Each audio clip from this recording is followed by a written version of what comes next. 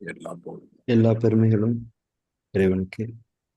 நம் அனைவர் மீதும் இறைவன் புறத்திலிருந்து அமைதியும் சமாதானமும் நிறைவாக இடம்பெற்று இன்றைய தியான வகுப்பிற்கு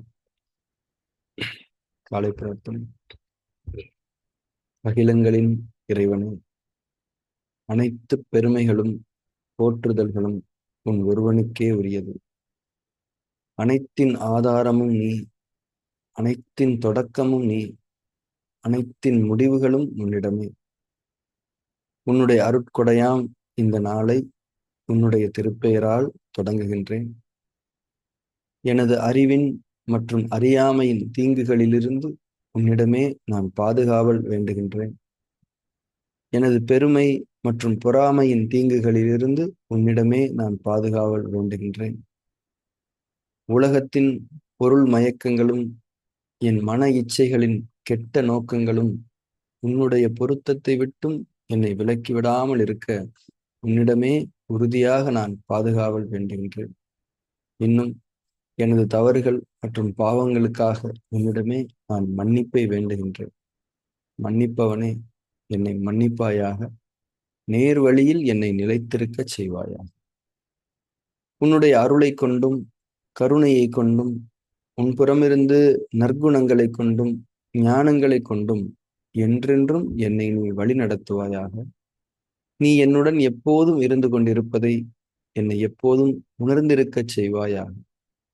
எனது எண்ணங்களிலும் பார்வையிலும் பேச்சுக்களிலும் செயல்களிலும் பொறுமையை கொண்டும் நன்மைகளை கொண்டும் எனக்கு வழிகாட்டுவாயாக. எனக்காக நீ நாடியிருக்கும் நன்மைகளை தவறாது நான் அடைந்து கொள்ள எனக்கு நீ உதவி செய்வாயாக. நீயே என் இறைவன், நீயே என்னுடைய பொறுப்பாளன், நீயே என் இறைஞ்சுதலை செவியேற்பவன். செவியேற்பவனே, படைப்பாளனே, புதிய படைப்பாக என்னை ஆக்கி தருவாயாக. புதிய வாழ்க்கையில் என்னை வாழ வைப்பாயாக. அமைதியும் சமாதானமும் ஆரோக்கியமும் ஞானங்களும் நன்மைகளும் மேன்மைகளும் குளிர்ச்சியும் கதகதப்பும் சோலைகளும் நீரோடைகளும் தூய உணவுகளும் உறவுகளும் நிறைந்த புத்தம் புதிய வாழ்க்கையை உன்னை கொண்டு நான் விரும்புகின்றேன். விருப்பங்களை அளிப்பவனே, ஏற்றுக்கொண்டேன் இறைவனே. புதிய வாழ்க்கையில் என்னை வாழச் செய்வாயாக. புதிய படைப்பாய் என்னை ஆக்கி தருவாயாக. உன்னுடைய அருட்கொடையாம் இந்த நாளை உன்னுடைய திருப்பெயரால் நான் தொடங்குகின்றேன். பெருமைகளும் புகழ்களும் உன் ஒருவனுக்கு. தியானத்தில் தொடர்ந்திருக்கலாம். கண்களை மூடிய நிலை தியானத்தில் தொடர்ந்திருக்கலாம். தன்னந்தனிமை தவ உணர்வு நெறி மேற்கொள்ளப்பட வேண்டும். ஆதிமூல தவத்திற்காக மிக ஆழமாக மேற்கொள்ளப்பட வேண்டிய ஒரு உணர்வு இது. இது ஒரு பாவனை உணர்வாக இருந்தாலும் இதில் ஆழமாக இருந்து கொண்டிருக்கக்கூடிய சத்தியத்தை நாம் மறந்துவிடக்கூடாது. நாம் தன்னந்தனியாக இருந்து கொண்டிருக்கிறோம் என்பது பாவனைதான். ஆனால் அது அடிப்படையில் ஒரு உண்மையும் கூட. இதை நாம் உணர்ந்து கொள்வோம். இந்த உலகத்தில் யாரும் இல்லை, நான் மட்டும்தான் இருந்து கொண்டிருக்கின்றேன், தன்னந்தனியாக இருந்து கொண்டிருக்கின்றேன் என்ற இந்த உணர்வில் நிலை பெற வேண்டும்.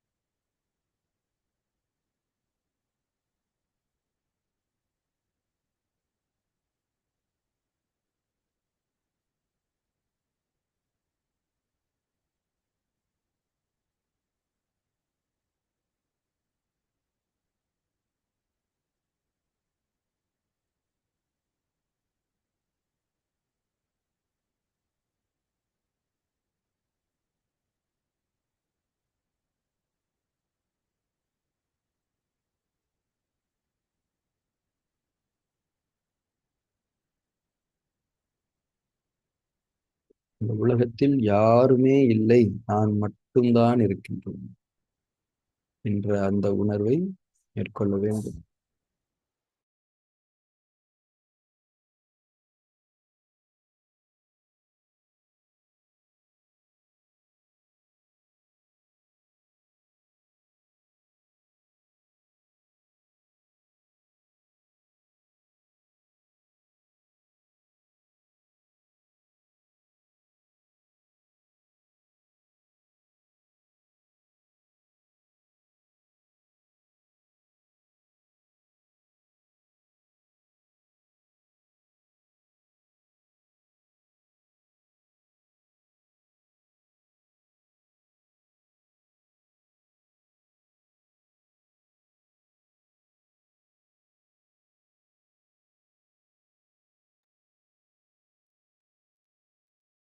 மிக உறுதியான பாவனையாக தன்னந்தனிமை தவ உணர்வு நெறி செயல்படுத்தப்பட வேண்டும்.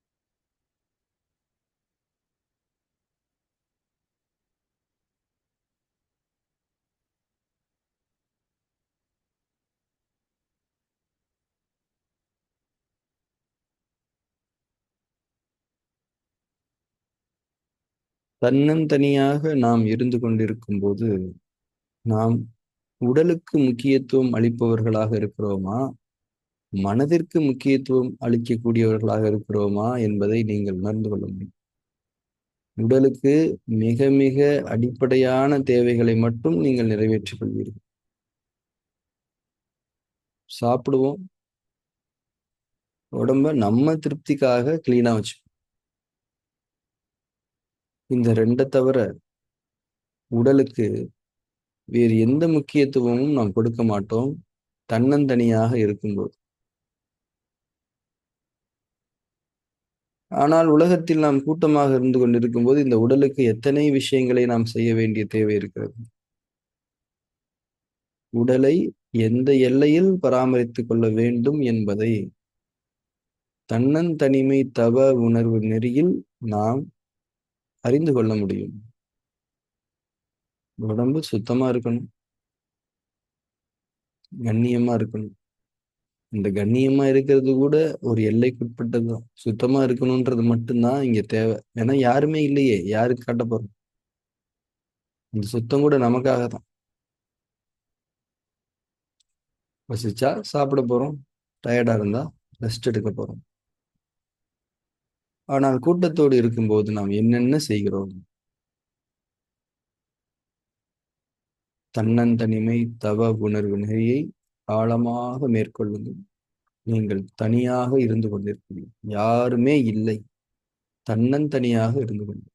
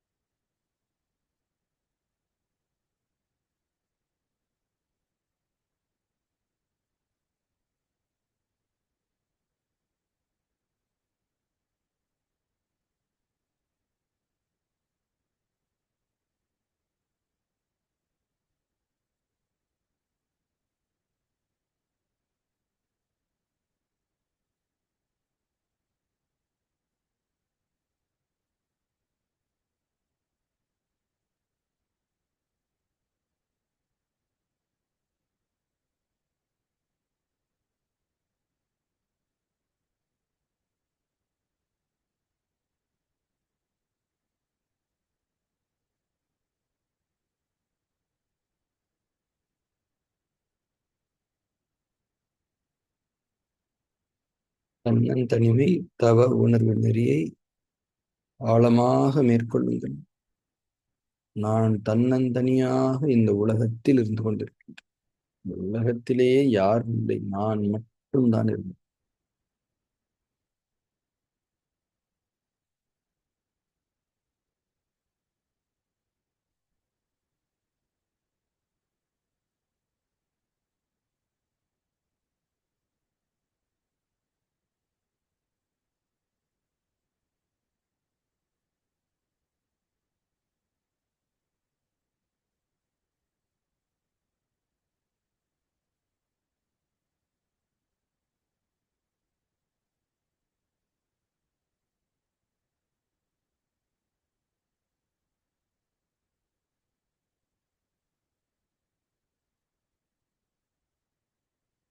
இப்போது நாம் ஆதிமூலத்தவம் செய்ய தொடங்கலாம்.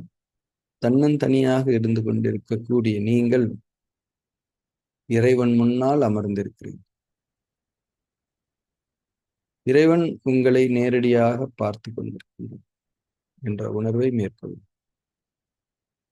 நிச்சயமாக இது கற்பனை உணர்வு அல்ல, இது பாவனை அல்ல, இது மகா சத்தியம். இறைவன் உங்களை, நம்மை, நம் ஒவ்வொருவரையும் நேரடியாக பார்த்து கொண்டிருக்கிறார். அவனுடைய பார்வை நம்மீது இப்போது முழுமையாக விழுந்து கொண்டிருக்கிறது.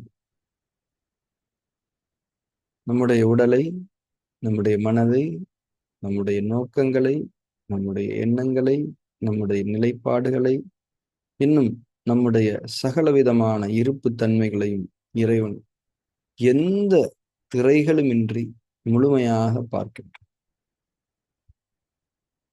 நம்மை விட நம்மை அவன் முழுமையாக ஆழமாக பார்க்கக்கூடியவன், பார்க்க வல்லவன், இப்போது பார்த்தும் கொண்டிருக்கின்றான். இந்த உணர்வோடு தன்னந்தனிமையில் நீங்கள் இருந்து கொண்டிருங்கள். இறைவன் உங்களை பார்த்து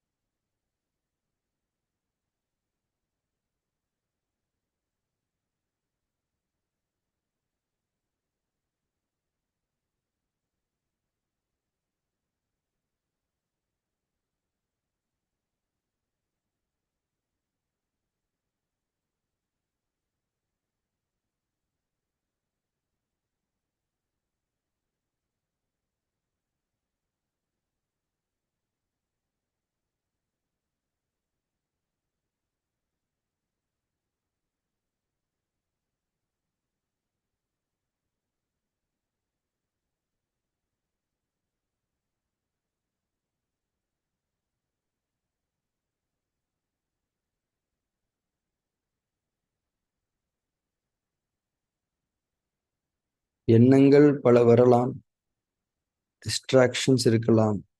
இறைவன் நம்மை பார்த்து கொண்டிருப்பதை நாம் மறந்து போகலாம். மீண்டும் நினைவு வந்த பிறகு நாம் மறந்து போனதையும் இறைவன் பார்த்து கொண்டுதான் இருந்தான் என்பதை நாம் உணர வேண்டும். நம்முள் பல எண்ணங்கள் எழுந்து கொண்டு இருப்பதை, அந்த எண்ணங்களின் எழுச்சி இறைவன் நம்மை பார்த்து கொண்டிருக்கின்றான் என்பதை நாம் மறந்து போனதை இறைவன் பார்த்து கொண்டிருக்கின்றான். சகலத்தையும் எல்லா நேரங்களிலும் அவனுடைய பார்வை அடைந்தவாறே இருக்கிறது என்பதை நாம் உணர வேண்டும். நம்முடைய மறந்து போதல் என்பது நம்முடைய இயல்பாக இருக்கிறது. அதை நாம் வேண்டாம் என்று நினைக்கின்றோம். அதையும் இறைவன் பார்க்கும். ஒரு கெட்ட எண்ணம் எழும்போது, ஐயோ கெட்ட எண்ணம் எழுகிறது, இறைவன் பார்த்து கொண்டிருக்கிறானே என்பது நம்முடைய கவலையாக இருக்கிறது. அந்த கவலையை, அதாவது அந்த கெட்ட எண்ணம் வேண்டாமே என்று நீங்கள் நினைக்கக்கூடிய அந்த நோக்கத்தை இறைவன் பார்க்க, உங்களுடைய உண்மை சொரூபத்தை இறைவன் பார்க்க. உண்மையில் நாம் ஒவ்வொருவரும் நன்மையான சொரூபங்களை கொண்டவர்களே. நம்முடைய பதிவுகள், நம்மீது அமைத்திருக்கக்கூடிய திரைகள் அசுத்தங்கள். ஆனால் அந்த திரைகள் நாம் அல்ல. அந்த திரைகளோடு நம்மை இணைத்து கொண்டிருக்க வேண்டாம். இறைவன் இணைத்து பார்க்கவில்லை. நம்முடைய அந்த நன்மையான சுரூபத்தை அவன் பார்க்கிறான். இது இறைவனுடைய பார்வை. இந்த பார்வையின் நற்குணத்தை இறைவனிடமிருந்து நாம் வேண்டிக் கொள்ளும். சமுதாயத்தில் மனிதர்களோடு நாம் பழகும்போது அவர்களுடைய கெட்ட குணங்கள் அவர்கள் அல்ல, அவர்கள் நன்மையான சொரூபத்தை கொண்டவர்கள். அவர்கள் அறியாமையினால் அந்த கெட்ட குணத்தை வெளிப்படுத்தி கொண்டிருக்கிறார்கள். இதன் அடிப்படையில் நாம் அவர்களை வெறுக்க கூடாது. அவர்களிடம் இந்த விலகி இருக்கலாம், அவர்களிடம் பேசாமல் இருக்கலாம், பார்க்காமல் இருக்கலாம். ஆனால் அவர்கள் மீது நாம் வெறுப்பு கொள்ளக்கூடாது. ஏனென்றால் அவர்கள் நன்மையான சொரூபத்தை அடிப்படையாக கொண்டவர்கள். இறைவன் நம்மை அந்த அடிப்படையில் தான் பார்த்து நம்முடைய நோக்கங்களை, நம்முடைய நன்மையான சொரூபங்களை. இறைவனுடைய பார்வை நியாயமான, நம் மீது அவன் நியாயத்தை வெளிப்படுத்து. தன்னந்தனியாக இருந்து கொண்டிருக்கக்கூடிய உங்களை இறைவன் பார்த்துக்கோ. நீங்கள் எப்போதும் தன்னந்தனியாக இல்லை. இறைவனுடைய பார்வை எப்போதும் இருக்கிறது. அந்த பார்வை நம்மை சூழ்ந்திருக்கிறது. நம்மை அத்தனை திசைகளிலும் இறைவனுடைய பார்வை சூழ்ந்து கொண்டிருக்கு. இதுதான் நம்முடைய சுயத்தின் அடிப்படை உணர்வு. இந்த உணர்வில் ஆதி மூல தவத்தில் நிலைத்திருங்கள்.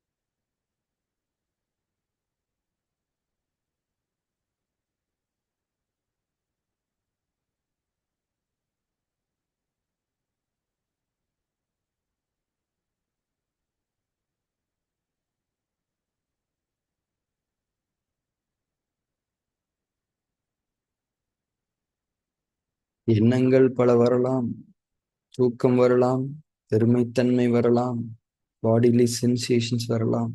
இதெல்லாம் நம்முடைய இப்போதைய இயல்பு, ஃபேக்ட். இதை பத்தி நம்ம எந்த கவலையும் பட வேண்டும். நாம எப்படி இருக்கோமோ அப்படி இறைவன் நம்மளை பார்த்துட்டு, எந்த விதமான நெருடல்களும் இல்லாமல் நாம் இறைவன் முன்னால் சரணடைந்தவர்களாக, நான் இப்படித்தான் இருந்து கொண்டிருக்கிறேன், ஆனால் நான் மேன்மையாக இருக்க விரும்புகிறேன், விருப்பங்கள் நிறைய உன்னிடமிருந்து நான் பெற்றுக்கொண்டவனாக இருக்கின்றேன், என்னுடைய நோக்கங்கள் நன்மை, இந்த நன்மைகள் மீது எனக்கு நம்பிக்கையை, உறுதியை அதிகப்படுத்தி தருவாயாக என்ற அந்த உணர்வு இயல்பாகவே நம்மில் இருக்கிறது. அதை இறைவன் பார்த்தவனாக. பிரார்த்தனை என்பது நம்முடைய மனதில் இறைவன் புறத்திலிருந்து இறக்கப்படுவதுதான் விருப்பம்தான் பிரார்த்தனை. அந்த விருப்பங்களை நாம் ஏற்றுக்கொண்ட நிலையில் இருப்பதை இறைவன் பார்த்து கொண்டு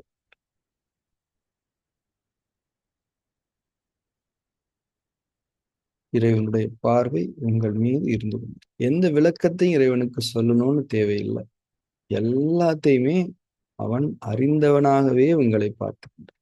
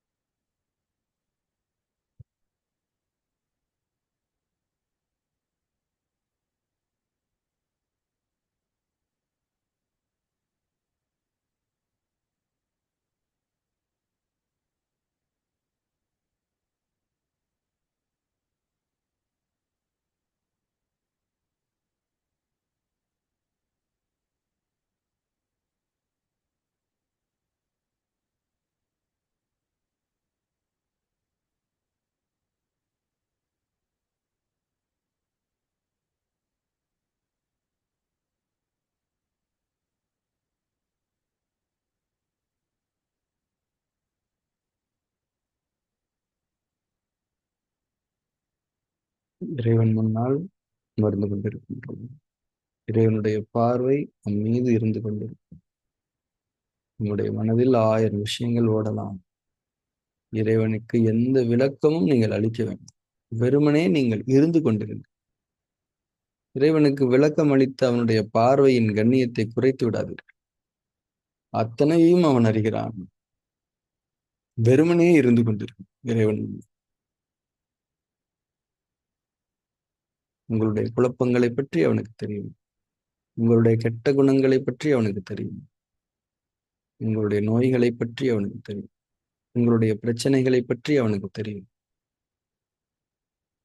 தெரியும் என்ற உணர்வோடு நீங்கள் அமர்ந்திருங்கள். இறைவன் நாடிய நன்மை இப்போது உங்களை சூழ்ந்திருக்கிறது. உணர்வோடு இறைவன் முன்னால் இருந்து கொண்டிருக்கும். வெறுமனே இயல்பாக இருந்து கொண்டு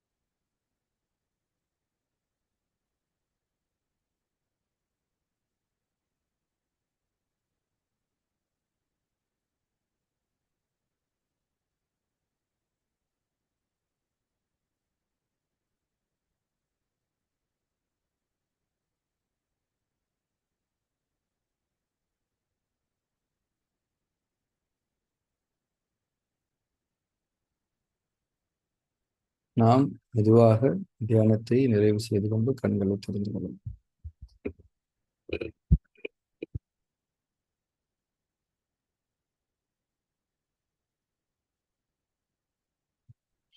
ஆதிமூல தவம் என்பது இதுதான். இந்த அடிப்படையான விளக்கங்களை கொண்டதுதான். ஆதிமூல தவத்தை பொறுத்த வரைக்கும் நம்ம இந்த உணர்வுல ஆழமா நிலை பெற்று நிற்கும்போது நம்மளால ரொம்ப நேரம் அப்படியே உட்கார முடியும். இப்போ நம்ம ஃபார்ம் 3யோ மற்ற ஃபார்ம்ஸோ பண்ணும்போது ஒரு 20 மினிட்ஸ் தாண்டிச்சுன்னா கொஞ்சம் ஒரு சில அசௌகரியங்கள் இருக்கும். ஆனா இறைவன் முன்னாடி உட்கார்ந்து இருக்கிறது ஆழமா உணர்ந்து நீங்க உட்கார்ந்து இருக்கும்போது டைம் போறதே தெரியாது. அது ஒரு லேசான சுகமான உணர்வா இருக்கும். அதுல இருந்து விடுபடுவதே நமக்கு ஒரு ஐயோ எதுக்கு அப்படின்ற மாதிரி இருக்கும். ஆனால் இறைவன் அந்த வழிகாட்டலை உங்களுக்கு கொடுப்பான். ஓகே போதும். இப்போ நம்ம இடையில பேசணும், உடலுக்கு எந்த அளவுக்கு முக்கியத்துவம் கொடுக்கணும் அப்படின்ற ஒரு லிமிட் நமக்கு தன்னந்தனிமை தவ உணர்வு நெறியின் மூலம் உணர்த்தப்படும். உடம்புக்கு 2 விஷயங்கள் தான். உடம்பு தூய்மையா இருக்கணும், உடம்புக்கு தேவையான நியாயமான விஷயங்களை நிறைவேற்றணும், அவ்வளவுதான். இதை தவிர உடம்புக்கு எந்த விதமான பராமரிப்பும் தேவையில்லை. இது நீங்க தனியா இருக்கும்போது, தன்னந்தனியா இருக்கும்போது இது மட்டும்தான் நம்ம செய்ய வேண்டிய தேவை இருக்கு. ஆனா கூட்டத்தோட இருக்கும்போது தான் நம்ம நிறைய விஷயங்கள் செய்ய வேண்டியிருக்கு. ட்ரெஸ் பண்ண வேண்டியிருக்குது, நகை போட வேண்டியிருக்குது, சீவ வேண்டியிருக்குது, மேக்கப் பண்ண வேண்டியிருக்குது, இன்செர்ட் பண்ண வேண்டியிருக்குது, என்னென்னமோ செய்ய வேண்டியிருக்கு. தனியா இருக்கும்போது அது தேவையில்லை, நிறைய நேரம் மிச்சம். ஓகே, அது செய்யப்பட வேண்டியதுதான். ஆனால் அதுக்கே நம்ம அவ்வளோ விஷயத்த பண்ண வேண்டாம். ஒவ்வொரு முறையும் நம்ம கண்ணாடி பார்க்கும் போதும் ஓகே, உங்க உருவத்தை பாக்குறீங்க, நல்லா இருக்கு, நல்ல ட்ரெஸ் போட்டிருக்கீங்க, நல்லா இருக்கீங்க, லுக்கிங் குட். அதே நேரத்துல ஒரு 20 செகண்ட் கண்ணு மூடுங்க. கண்ணு மூடி என்னுடைய மனம் எப்படி இருக்கிறது, என்னுடைய மனதின் அழகு எப்படி இருக்கிறது, என்னுடைய நோக்கம் என்ன? நோக்கம் ரொம்ப முக்கியம். நான் எந்த நோக்கத்தில் செயல்படுகிறேன்? என்னுடைய மனதில் பெருமை, பொறாமை இருக்கிறதா, கோபம் இருக்கிறதா, வெறுப்பு இருக்கிறதா, கவலை இருக்கிறதா, பயம் இருக்கிறதா? எதுவுமே வேண்டாம். எல்லாமே இருக்குது, இல்லைன்னு சொல்லவே முடியாது. எல்லாமே இருக்குது, எதுவுமே எனக்கு வேண்டாம். இறைவனே, நற்குணங்களை கொண்டு எனக்கு உதவி செய்வாயா. ஒவ்வொரு முறையும் கண்ணாடி பார்க்கும்போது இந்த பிரார்த்தனையை சொன்னாலே அதுவே பெரிய பிரார்த்தனை ஆயிடும். ஒரு 20 செகண்ட் போதும். ஸோ இது இது தன்னந்தனிமை தவ உணர்வு நெறி என்பதை நாம் பாவனை செய்வதற்கு காரணமே இந்த சமுதாயத்தோடு அழகிய முறையில் இறை பொருத்தத்தில் பழக வேண்டும் என்பதற்காகத்தான். இப்போ ஒருத்தர் இல்ல, ஒரு 5 வருஷம் கழிச்சு ஒருத்தரை பாக்குறீங்க, 5 வருஷமா அவர் பார்க்கவே இல்லை, 5 வருஷம் கழிச்சு வந்தோடனே அவர் மேல கோவப்படுவீங்களா என்ன? என்னய்யா நீ இப்படி பண்ணியிருக்காரு? எல்லாத்தையுமே மறந்துடுவோம். அவருடைய எல்லாத்தையுமே மறந்துட்டு அவர் கூட நம்ம அன்போட பேசுவோம். ஸோ அந்த இறைவன் நம்முடைய சொரூபத்தை, நம்முடைய உண்மையான நோக்கத்தை பார்ப்பதை போல. அதாவது நமக்கு கெட்ட குணங்கள் 1000 இருக்கும். ஆனா அந்த கெட்ட குணங்கள்லாம் வேண்டாம், அது கெட்டதுன்னு நினைக்கிறோம் இல்லையா? அதைத்தான் இறைவன் பார்க்கணும். அவனுடைய பார்வையினுடைய கருணையை நாம் புரிந்து கொள்ள வேண்டும். அதே கருணையை, அதே மன்னிப்பை நாம் மற்ற மனிதர்களுடன் மனதளவில் வெளிப்படுத்த வேண்டும்.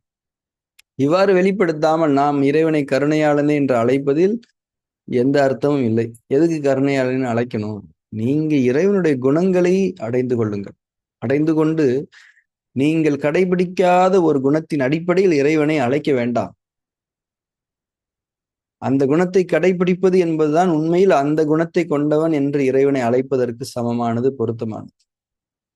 அப்போ மனிதர்கள் யாரையுமே வெறுக்க வேண்டிய அவசியம் இல்லை. இப்ப இவர் கெட்டவரா இருக்காரா, அவர்கிட்ட நீங்க பேசாதீங்க, அவரை பார்க்காதீங்க, அவர் கூட பழகாதீங்க, விட்டுருங்க. ஆனா அவர் மேல வெறுப்பு வேண்டாம்.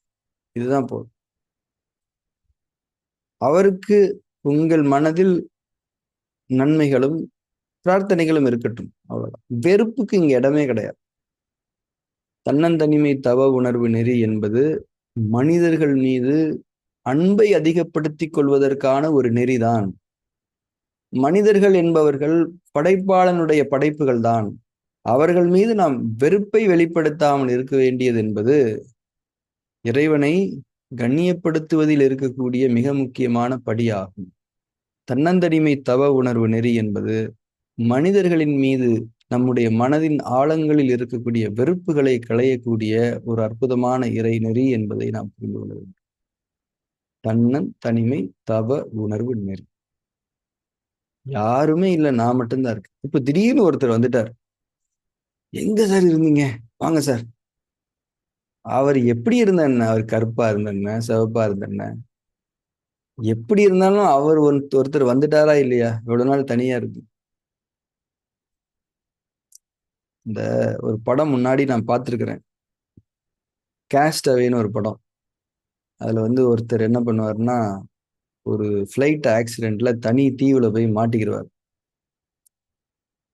டாம் ஹேங்க்ஸ் அந்த நடிகரோட பேரு. மாட்டிக்கிடுவாரு. அவர் தனியா தான் இருப்பார் அந்த தீவுல. கடைசி அங்க ஏதோ ஒரு பால் கிடைக்கும். அந்த ஃபிளைட் ஆக்சிடென்ட் ஆனதுல ஒருத்தவங்க பால் அந்த பார்சல் இருந்திருக்கும். அந்த பால் எடுத்து வச்சுக்கிட்டு, அந்த பாலுக்கு கண்ணு, மூக்கு, வாயெல்லாம் வரைஞ்சிச்சு. அது ஒரு மனுஷனா நினைச்சுக்கிடுவாரு. மனுஷனை நினைச்சுக்கிட்டு அந்த அந்த பால் கூடயே தான் அவர் கம்யூனிகேட் பண்ணுவார், எல்லாத்தையும் ஷேர் பண்ணுவாரு. அவர் ஒரு ஃப்ரெண்டாவே மாத்திப்பார். அதுக்கு அவனுக்கு அந்த பாலுக்கு ஒரு பேரும் வச்சிருவாரு. அது உண்மையிலேயே அந்த படத்தை நீங்க பாருங்க, அதுல ஒரு நல்ல உணர்வு இருக்குது. தனியா இருந்தா மனிதன் எப்படி ஷேப் ஆவான். அந்த பால் கூட பேசுவான், கோவப்படுவான், கவலைப்படுவான், அந்த பால் அடிப்பான். கடைசியா அந்த பாலுக்கு அவனுக்குமான மனிதன் இந்த சமுதாயத்தில் உறவுகளாக வாழ வேண்டியவன். ஆனால் அதை தவறாக செய்து கொண்டிருக்கின்றான். ஏனென்றால் அந்த உறவின் அருமை அவனுக்கு புரியவில்லை. ஏன்னா நிறைய உறவுகள் இருக்கு, நிறைய மனிதர்கள் இருக்காங்க. ஒவ்வொருடையுமே நம்ம பலவிதமா கம்யூனிகேட் பண்ணிட்டு இருக்கோம். ஆனா தனியா இருக்கும்போது கொஞ்சம் தூரமா பார்த்தாதான் அதோட உண்மை நிலை தெரியும். அப்புறம் நீங்க கிட்ட பார்த்து, நீங்க கிட்டயே இருக்கிறீங்களா தெரியவே மாட்டேங்குது. கொஞ்சம் தூரமா பாத்தீங்கன்னா, ஓ இவன் இப்படி இப்படிதானா, அப்புறமா கிட்ட வந்துட்டு அப்பப்ப தூரமா போய் அப்பப்ப கிட்டவே வந்துடும். இது இந்த பேலன்ஸ், இந்த பேலன்ஸ் உறவுகளை சரியான தன்மையில் கையாளுவதற்கு உதவும். அடிப்படையில் யாரையும் நம்ம வெறுக்க மாட்டோம், சாபமிட மாட்டோம். இப்ப நிறைய பேர் சாபம் விட்டுறாங்க. நீ அப்படி போ, நீ இப்படி போ, நீ இப்படி ஆயிரணும், நீ அப்படி ஆயிரணும். அது தேவையே இல்லை. அப்படியெல்லாம் ஆக மாட்டாங்க அவங்க. இறைவன் நாடினால் தவிர அவங்க எதுவுமே நடக்காது. இப்போ நம்ம மனசுல ஒரு கெட்ட குணம் இருக்குது. இப்போ ஒண்ணும் இல்லைங்க, நீங்க ஒரு இடத்துல ஒர்க் பண்றீங்க. ஒருத்தவங்க உங்களை சரியான முறையில் நடத்தல, உங்களை அவமானப்படுத்துறாங்க, ஹர்ட் பண்றாங்கன்னு வச்சுக்கோங்களேன். ஒண்ணுமே இல்லை, அதை இறைவன் பார்க்கிறான்ற அந்த ஒரு கான்சியஸ்னஸ் போதும். நம்ம எந்த தப்பும் பண்ணல, நம்ம பாட்டு நம்ம வேலையை பார்க்கிறோம். ஆனா இவங்க இப்படி நடந்துக்கிறாங்க, நோ ப்ராப்ளம். இறைவன் இதை பார்த்துக்கிட்டு தான் இருக்கான். அவன் தீர்ப்பு செய்ய வல்லவன், நம்மை பாதுகாக்க அவன் பொறுப்பேற்றுக் கொண்டவன். ஸோ இங்க இறைவனுடைய கண்ட்ரோல்ல நீங்க போயிடுங்க. உங்க கண்ட்ரோல் எடுத்துக்கும் போது நீங்க ஹர்ட் ஆகுறீங்க, கவலைப்படுறீங்க. இறைவன் பார்க்கறாங்க போது அதுல ஒரு சந்தோஷம் இருக்கணும். ஏன் தெரியுமா? இப்போ நமக்கு ஒருத்தர் ஏதோ ஒரு விஷயம் பண்றாரு, இது எல்லாமே கேமரால ரெக்கார்ட் ஆகிட்டு இருக்குங்கும் போது நமக்கு ஒரு நிம்மதி. ஓகே, இவன் மாட்டிடுவான், ஏன்னா கேமரால எல்லாமே ரெக்கார்ட் ஆகுது, நம்ம மேலே எந்த தப்பும் கிடையாது அப்படி நமக்கு ஒரு ஓரமா ஒரு திருப்தி இருக்கும் இல்லையா? அந்த மாதிரிதான் யார் நம்மளை எப்படி நடத்தினாலும் அதை இறைவன் பார்க்கறான் அப்படின்ற திருப்தியோட இருங்க. இறைவன் பார்க்கறாங்கும் போது நம்ம பாதுகாக்கப்பட்டவர்களாக இருப்போம். நம்ம சேதாரத்துக்கு உட்பட மாட்டோம். அப்படியே எது நடந்தாலும் இறைவன் அதை சீர்படுத்தி தருவான். நமக்கு சில படிப்பினைகளை அதில் வைத்திருப்பான். அதனாலதான் அப்படியே விட்டுருக்கான். அவர்கள் அவர்களுக்குரிய கூலியை பெற்றுக்கொள்வார்கள். ஆனா எந்த சூழ்நிலையிலையும் நம்ம இருப்புல இறை பொருத்தத்திற்கு முரணான ஒரு விஷயம் உருவாயிடக்கூடாது. தட் இஸ் மனிதர்கள் மீது வெறுப்பு உருவாயிடக்கூடாது. தன்னந்தனிமை தவ உணர்வு நெறி என்பது இந்த பக்குவங்களை நமக்குள் ஏற்படுத்த முடியும். ஆதிமூல தவம் என்பது இன்னும் மேலான ஆன்மீக நிலைப்பாடுகளில் நம்மை அமைக்க முடியும். ஸோ இதை நீங்க ஆதிமூல தவத்தை பொறுத்த வரைக்கும் தனியா இருந்து நீங்க பாடு உட்கார்ந்தீங்கன்னா சில நேரங்கள்ல 1 hour 1.5 hours கூட அப்படியே போகும். அது ஒரு சுகமான உணர்வு. அந்த அந்த நிலையில என்ன நடக்குதுன்னு நமக்கு நம்ம எதுவுமே பண்ணல. ஆனா அது ஒரு இருப்பு நிலை. அந்த நிலையில நீங்க இருந்துகிட்டே இருக்கிறீங்க, அவ்வளவு. ஏன்னா எந்த கண்டிஷன்ஸும் கிடையாது இல்லையா? தொடர்ந்து ஆதிமூல தவத்தினுடைய தன்மைகளை நாம் புரிந்து கொண்டிருப்போம். Thank you very much. இந்த வகுப்பை நாம் நிறைவு செய்துள்ளோம். நாளைய தியான வகுப்பில் சந்திப்போம். Thank you very much.